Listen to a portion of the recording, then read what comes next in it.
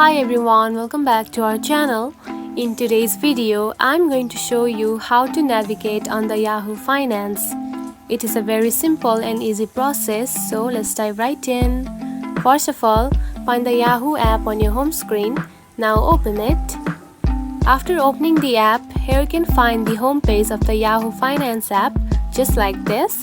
Now scroll down and here you can find the list of the stock of the company, just like this. Now you can see a lot of news and articles about the stocks and bonds. Now to navigate on the Yahoo Finance, simply tap onto the search button at the top right here, just like this. Now tap onto one of the company that you want to see their stocks or bonds, just like this. Then simply tap on it. Now you can see all of the information about the company. Now do the same process to navigate on the other companies just right from the search button. And that's it. This is how you can navigate on the Yahoo Finance.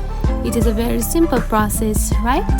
If you found this video helpful, don't forget to like and subscribe for more tips. Thanks for watching.